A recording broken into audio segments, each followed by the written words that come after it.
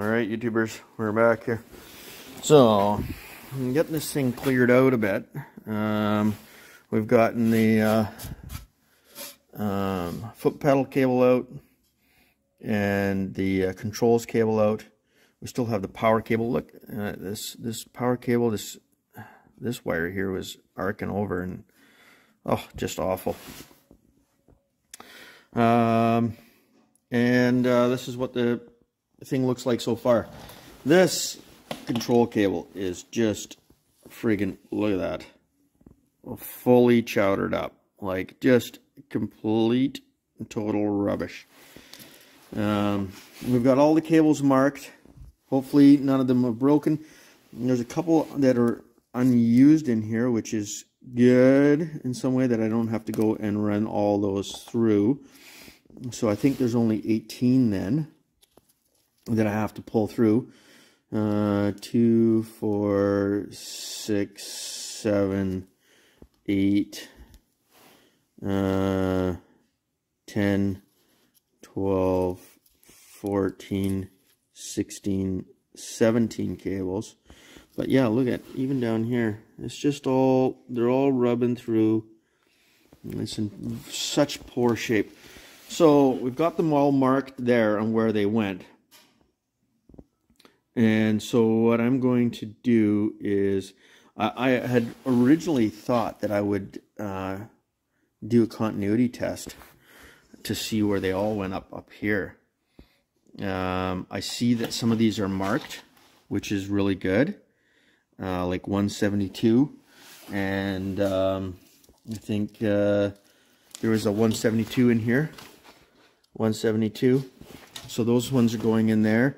I'm gonna just double check, like this one's 145, that all those are lined up and marked in here. There's a 145 there, that they're all accounted for there, and that they match up to what I've got going on here, like 7, 3. Those ones went to the terminal strip over here to control the positioning motors.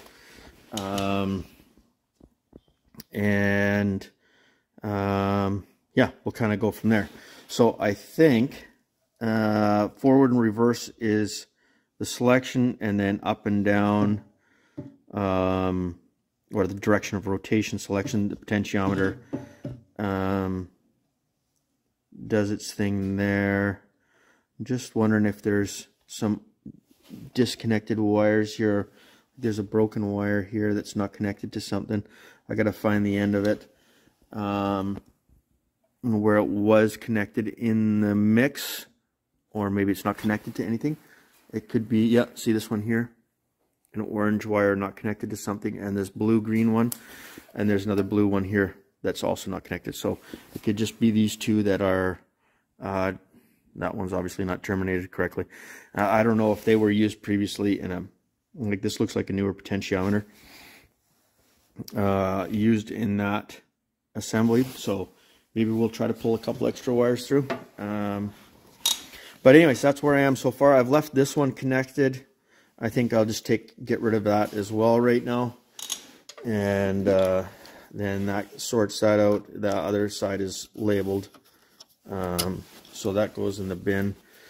And then when we get this power cable out, see, there's just these 3 wires. This one and this one, the white and the black. And then we had this one here looping around to what looks like a ground stud for, looks to be a ground stud for this box. But, yeah, I think that's what it is. Anyways, we're gonna also, I need to get this other, the turning motor wiring removed from here, so that is also on the list.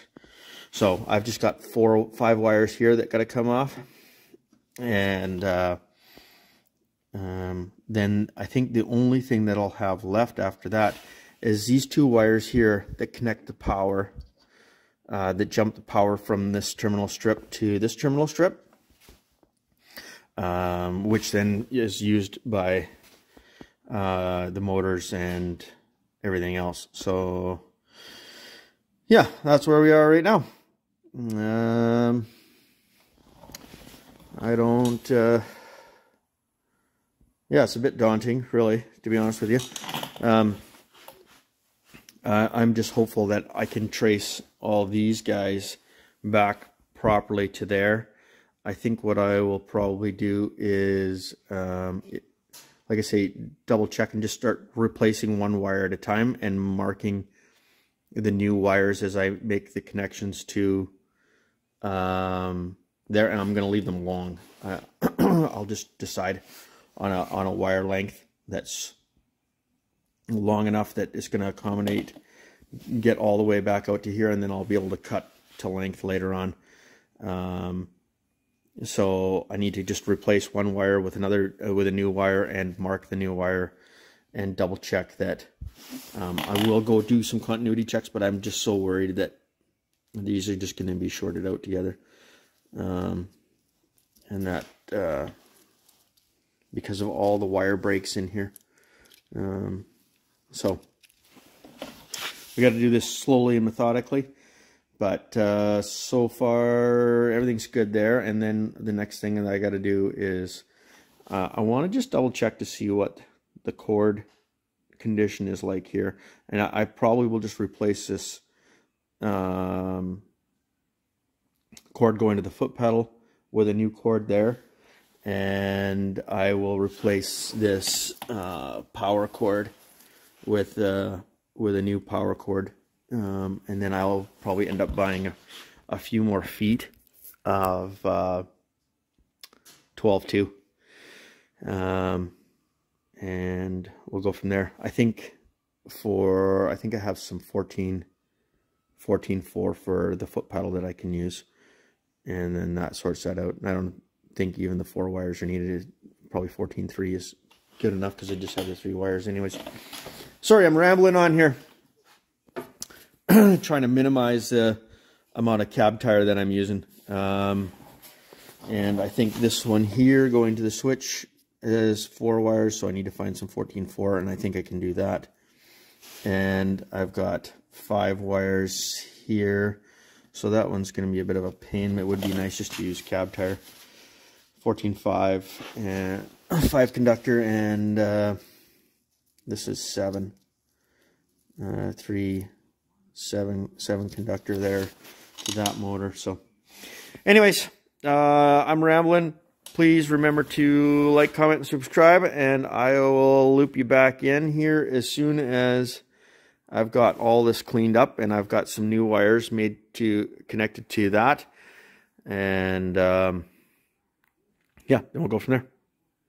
Thanks, guys. Have a good day. Cheers.